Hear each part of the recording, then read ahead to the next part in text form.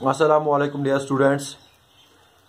Last lecture physics में हमने पढ़ा था magnetic field due to a current carrying straight wire. हमने स्ट्रेट वायर ली थी और उसमें से करंट पास की थी, फिर उससे जो मैग्नेटिक फील्ड प्रोड्यूस हुआ था, फिर उससे हमने उसकी डायरेक्शन और मैग्नीट्यूड पता किया था, तो उसकी एक्सप्रेशन हमने निकाली थी। डायरेक्शन में हमने राइट हैंड थंब रूल को बताया था और फिर हमने मैग्नीट्यूड में बताया था ये करंट और distance of the point from the wire से डिपेंड करता है। फिर मैंने लास्ट में बोला था आपको कि ये जो मैग्नेटिक फील्ड होता है उस पॉइंट पे वो होता है mu not I divide by 2 pi R. ये मैंने वहां पे बोला था mu not I divide by 2 pi R उस वायर के लिए। तो ये सपोज करो ये मैंने वायर ली थी, ये करंट कैरिंग वायर ली थी मैंने, तो वहां पे जो ये मैंने कहीं पे सपोज करो यहां पे मैंने पॉइंट पी लिया था, तो यहां से यहां तक ये आर डिस्टेंस थी, तो मैंने बोला था जो मैग्नेटिक फील्ड होगा वो होगा mu not I divide by 2 pi R. अब देखो ये चीज जो मैंने यहां पे एक्सप्रेशन बोली, ये आपको याद रखना है ये कहां पे वैलिड है, कहां पे हमने ये एक्सप्रेशन लगानी है। ये देखो ये कहां पे निकलती है, mu not I divide by 2 pi R. ये जो एक्सप्रेशन है magnetic field at point P पे निकालना है जो आर डिस्टेंस पे है, ये एक्सप्रेशन वहां पे वैलिड है अगर ये जो स्ट्रेट करंट कैरिंग वायर है अगर ये इनफाइनाइटली लॉन्ग है। क्या? अगर ये इनफाइनाइटली, तो इसका मतलब ये जो एक्सप्रेशन है ये हमें देता है magnetic field at a point, किसी भी पॉइंट पे, लेकिन due to an infinitely long current carrying wire. जो हमारे पास इनफाइनाइटली लॉन्ग, जिसकी लेंथ की कोई हद नहीं है, वो वायर हमने ली, उस वायर की वजह से एक पॉइंट पे हमें निकालना है मैग्नेटिक फील्ड, वहां पे एक्सप्रेस होगा mu not I divide by 2 pi R. तो वहां पे ये अप्लाई होगा। So this is the case for infinitely long wire, infinitely long wire. अब अगर हमारे पास इन्फिनिटली लॉन्ग वायर नहीं है, कोई वायर है स्ट्रेट करंट कैरिंग वायर लेकिन ऑफ फाइनाइट लेंथ, तो उसको मैं आपको यहां पे बताऊंगा। सपोज करो ये एक इन्फिनिटी वायर है, ये एक फाइनाइट लेंथ की है यहां से लेके यहां तक, और इस पॉइंट पी पे मुझे इसका मैग्नेटिक फील्ड निकालना है, और ये मैंने परपेंडिकुलर डाला और ये आर डिस्टेंस है, जितना ये दूर है परपेंडिकुलर डिस्टेंस। मैं इस पॉइंट को, अगर इसको मैंने यहां पे ए रखा नाम, यहां पे बी, मैं ए पॉइंट को पी के साथ ज्वाइन करूंगा, बी पॉइंट को भी पी के साथ ज्वाइन करूंगा। सपोज करो ये है φ1 एंगल, सपोज करो ये है φ2 एंगल, या θ1 θ2 जो भी आपको एंगल लेना है। तो ये मैंने सपोज किया यहां पे φ1 एंगल है, ये φ2 एंगल है। तो उस केस में क्या होता है, उस केस में ये होता है φ1 और φ2 भी इंक्लूड होते हैं। किस तरीके से मैं आपको बताऊंगा। जो फाइनाइट लेंथ होती है उस केस में जो मैग्नेटिक फील्ड की वैल्यू होगा, जो एक्सप्रेशन होगी, वो होगी mu not I divide by 4 pi. Mu not I, यहां पे 2 पाई था, यहां पे क्या है 4 पाई।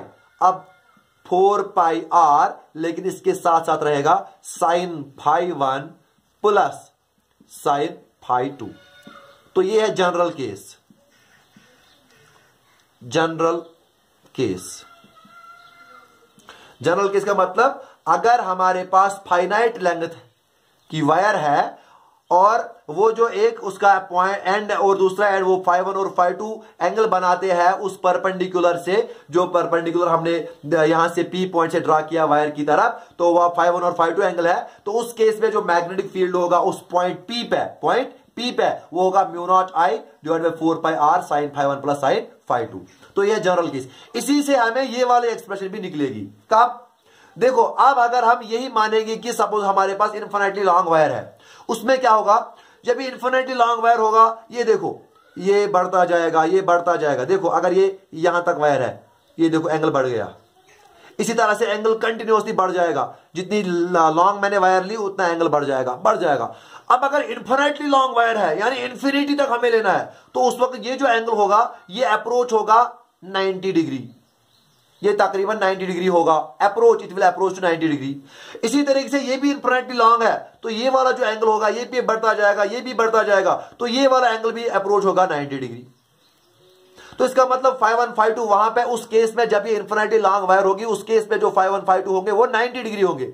यहां पे डालो 90 डिग्री, यहां पे 90 डिग्री, साइन 91 साइन 91, तो 1 + 1 कितना हुआ 2, 2 1 जार 2, 2 2 जार 4, mu not I 2 pi R, वही निकला पहली एक्सप्रेशन। तो ये जो एक्सप्रेशन है ये वैलिड है for infinity long wire. For general case I can say for finite length की वायर फाइनाइट लेंथ की वायर जो होगी उस केस में हमें ये वाली एक्सप्रेशन याद, आपको जनरल में वो याद रखना है। आपको जनरल में असल में उतना ही याद रखना है कि B proportional I by R, ज्यादातर आपको उतना ही याद रखना है। ये जो है ये आपको एडवांस में आपको पढ़ना है, आगे आपको पढ़ना है, इनकी डेरिवेशन भी आपको हायर क्लास में पढ़नी है। अब ये पॉइंट आया तो मैंने यहां पे बता दिया किस तरीके से हम एक इनफाइनाइटली एक करंट कैरिंग वायर जो होगी स्ट्रेट करंट कैरिंग वायर, अगर वो फाइनाइट लेंथ की होगी तो उस वक्त हम ये एक्सप्रेशन यूज करेंगे कि उसका मैग्नेटिक फील्ड क्या होगा, और अगर वो इनफाइनाइटली लॉन्ग होगी तो उस वक्त ये एक्सप्रेशन यूज करेंगे, क्योंकि ये वाले एक्सप्रेशन इसी से निकलती है, क्योंकि वहां पे जो एंगल होंगे जो φ1 φ2 होगा that will approach 90 degree when it is infinitely, when the wire is infinitely long.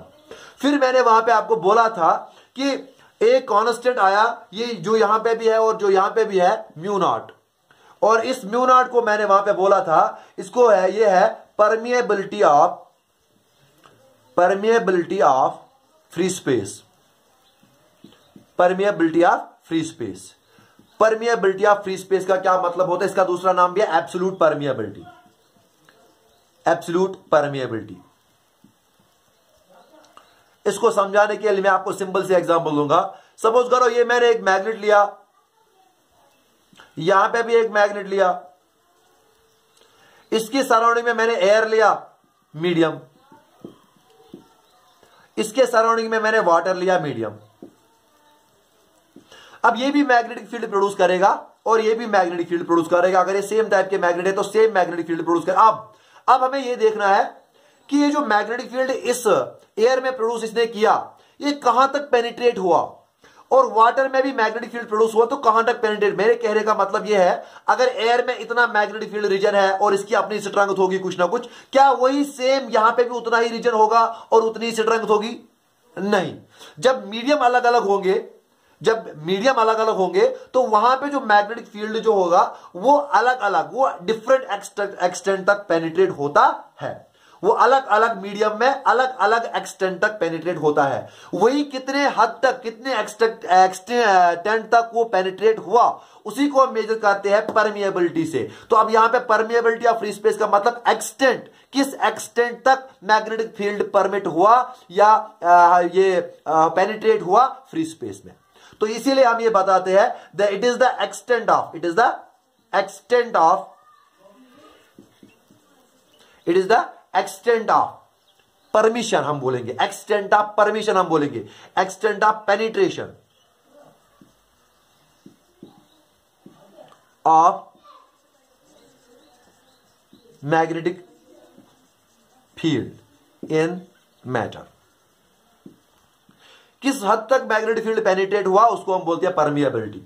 इसी तरह से ये परमिएबिलिटी बोल रहा हूं, एब्सोल्यूट नहीं, परमिएबिलिटी। अब एब्सोल्यूट आपको पता आया कि वो है फ्री स्पेस का।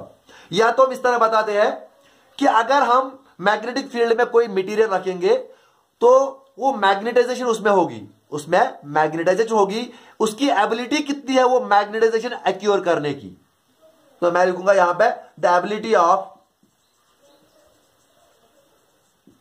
substances to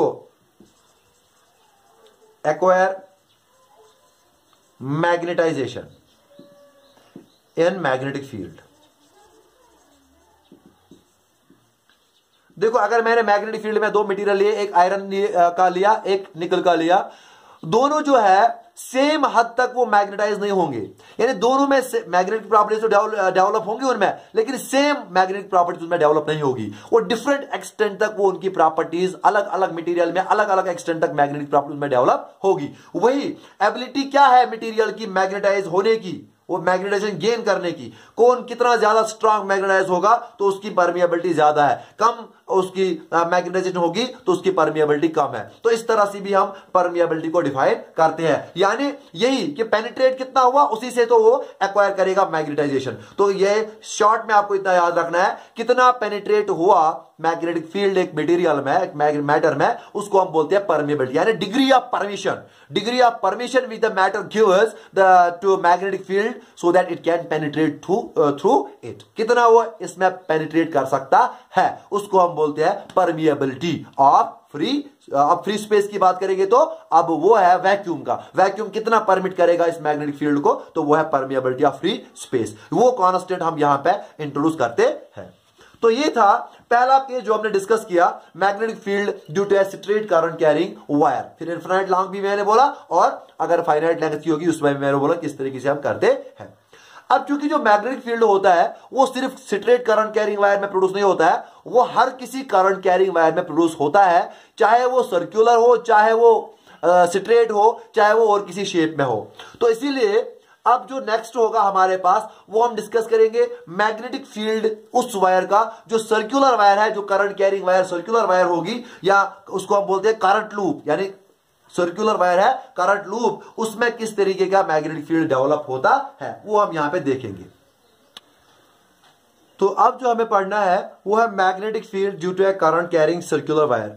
अब हमारे पास वायर तो हमेशा स्ट्रेट लाइन तो नहीं होगी, स्ट्रेट वायर तो नहीं होगी, वायर की शेप अलग अलग होती है। तो अब हम दूसरा केस देखेंगे कि उसका मैग्नेटिक फील्ड किस तरीके का होगा, उसके मैग्नेटिक फील्ड किन फैक्टर्स पर डिपेंड करता है, उसकी डायरेक्शन किस तरीके की होगी अगर हमने सर्कुलर वायर ली। अगर हमने वायर जो है वो हमने सर्कुलर वायर ली, सपोज करो ये मैंने एक सर्कुलर वायर ली, इसको हम करंट लूप भी बोलते हैं। ये मैंने एक सर्कुलर वायर ली, यहां पे सपोज करो इसको करंट जा रही है ऐसे, यहां से ऊपर, यहां से, यहां से, यहां से, इस डायरेक्शन में करंट जा रही है, एंटी क्लॉकवाइज इस लूप में जा रही है। और सपोज करो ये जो लूप है, ये लूप इस बोर्ड के प्लेन में लाई है, यानी ये इसके ऊपर है, यानी वायर इस तरीके से मैंने इसमें लगा दिया, बोर्ड के ऊपर ही लाइन है, वायर बोर्ड के ऊपर ही है।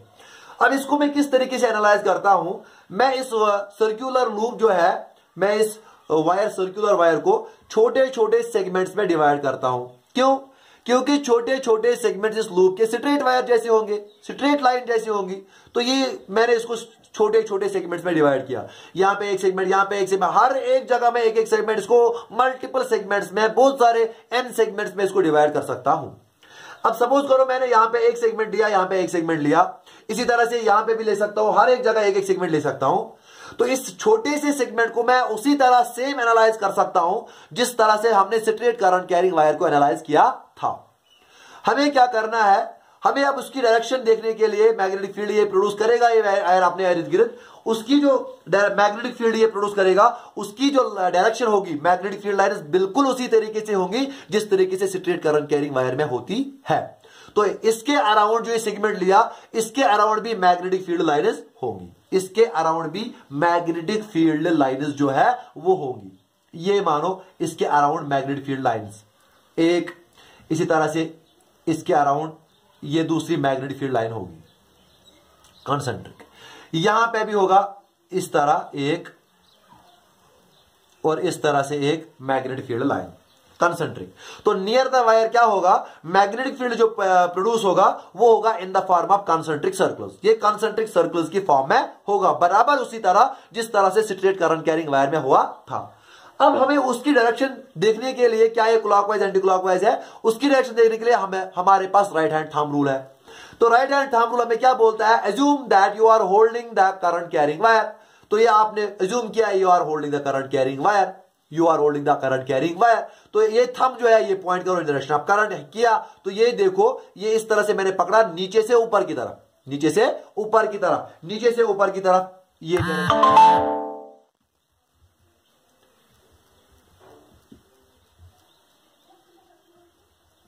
तो नीचे से ऊपर की तरफ ये डायरेक्शन होगी। क्यों? क्योंकि ये बोर्ड है, बोर्ड के प्लेन में है, तो जो रिंग जैसे इस वायर के बीच में रिंग है, वो रिंग होगी ना इस तरीके से, तो वही है नीचे से ऊपर की तरफ, यानी क्लॉकवाइज उसकी डायरेक्शन होगी। समझ आया? क्लॉकवाइज इसकी डायरेक्शन होगी। क्योंकि यहां पे डायरेक्शन रिवर्स है डायरेक्शन ऑफ करंट, तो यहां पे क्या होगा, हाँ इस तरीके से एंटी क्लॉकवाइज, एंटी क्लॉकवाइज, यहां पे भी होगा एंटी क्लॉकवाइज, तो यहां पे होगा एंटी क्लॉकवाइज। कहने का मतलब यह है, ये नियर द वायर जो कंसेंट्रिक सर्कल्स मैग्नेटिक फील्ड के प्रोड्यूस हुए, जब ये सेंटर की तरफ जाएंगे तो जितना ये हम सेंटर की तरफ जाएंगे सर्कल बढ़ता जाएगा, सर्कल बड़ा होता जाएगा। तो इसका मतलब सर्कल बड़ा होता जाएगा, इस तरीके से सर्कल होगा, इसका पोर्शन, इस वाले सर्कल का पोर्शन ये है इस तरफ, ये भी है नीचे से ऊपर की तरफ, है ना, ये भी नीचे से ऊपर की तरफ, ये भी इस तरह से, ये क्लॉकवाइज नीचे से ऊपर की तरफ और ये एंटी क्लॉकवाइज नीचे से ऊपर की तरफ। समझ आ रहा?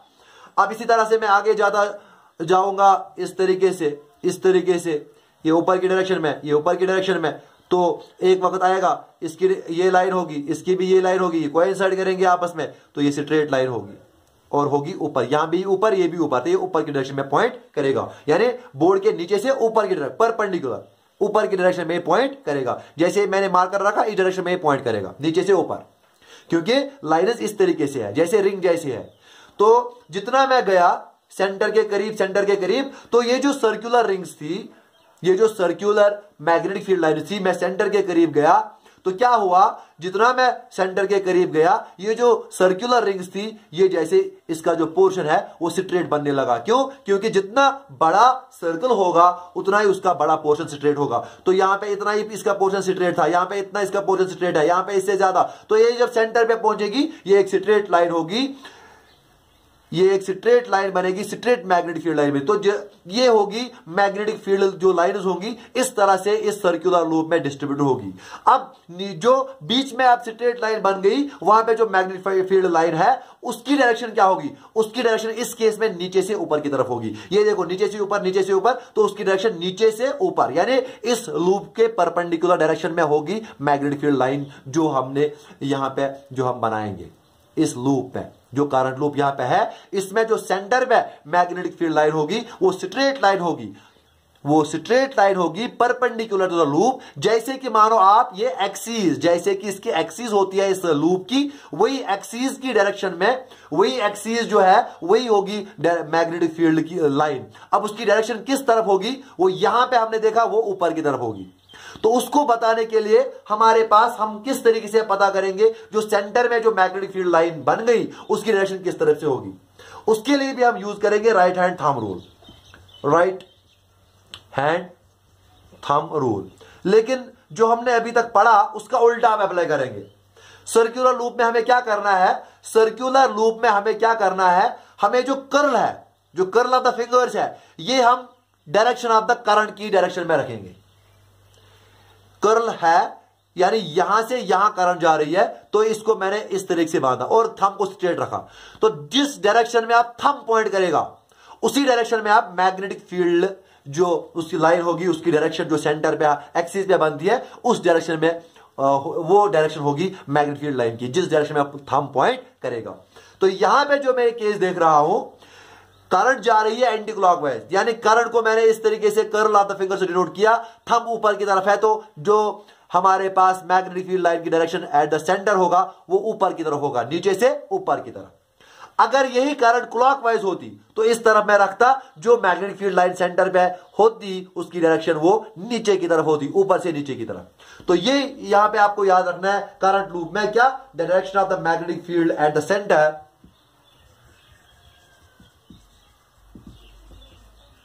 the direction of the magnetic field at the center। एक चीज याद रखना, वायर के क्लोज बिल्कुल वैसे ही कंसेंट्रिक सर्कल्स होंगे मैग्नेटिक फील्ड लाइंस के, जैसे एक स्ट्रेट करंट कैरिंग वायर में थी। अब यहां पे जो सेंटर में जो मैग्नेटिक फील्ड लाइन, सेंटर में जो मैग्नेटिक फील्ड होगा वो एक स्ट्रेट लाइन होगी, जैसे कि एक्सिस है उसकी डायरेक्शन किस डायरेक्शन में होगी, वो उस डायरेक्शन होगी कि अगर हम राइट हैंड लेंगे, राइट हैंड को कर्ल जो है इस वक्त वो करंट की डायरेक्शन में रखेंगे, थंब को स्ट्रेट रखेंगे, जिस डायरेक्शन में थंब पॉइंट करेगा उस डायरेक्शन में मैग्नेटिक फील्ड लाइन की होगी। अगर यहां पे एंटी क्लॉकवाइज है तो ऊपर की डायरेक्शन में होगी मैग्नेटिक फील्ड लाइन, तो यहां पे क्लॉकवाइज होगी तो नीचे की डायरेक्शन में होगी। तो इसीलिए मैंने यहां पे बताया the direction of magnetic field line at the centre, जो सेंटर पे है, can be found as follows. हम क्या करेंगे, कर्ल ऑफ द फिंगर जो है वो इन डायरेक्शन ऑफ करंट रखेंगे। समझ आया? तो हम क्या करेंगे, हम ये करेंगे, point the curl of fingers of your right hand in the direction of current, right hand with straight thumb,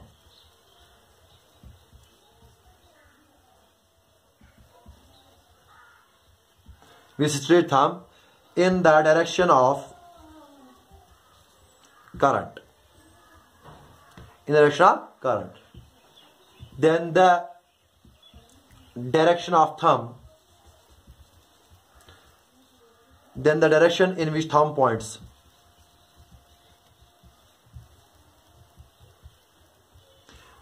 फिर उस डायरेक्शन में, जिस डायरेक्शन में थंब पॉइंट करता है, gives the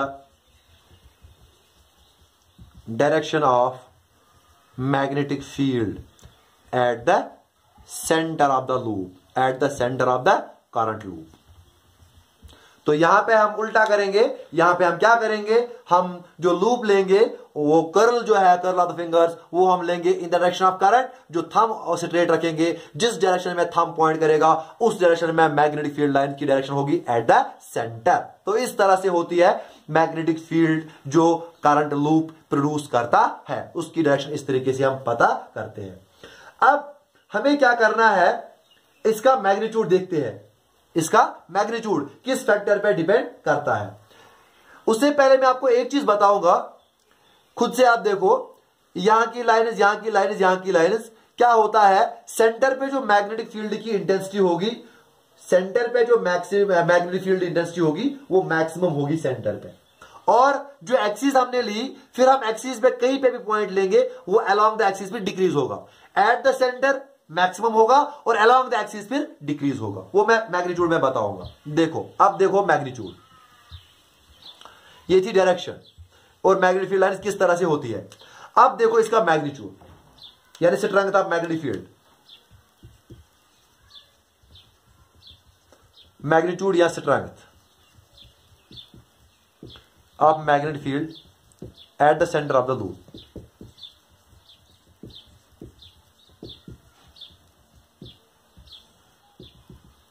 देखो, अब सेंटर ऑफ लूप में अगर हमें मैग्नेटिक फील्ड करना है, सेंटर कहां पे, सेंटर में बता रहा हूं, सेंटर ऑफ द लूप में अगर हमें मैग्नेटिक फील्ड पता करना है, क्या देखा गया, किस पे डिपेंड करता है.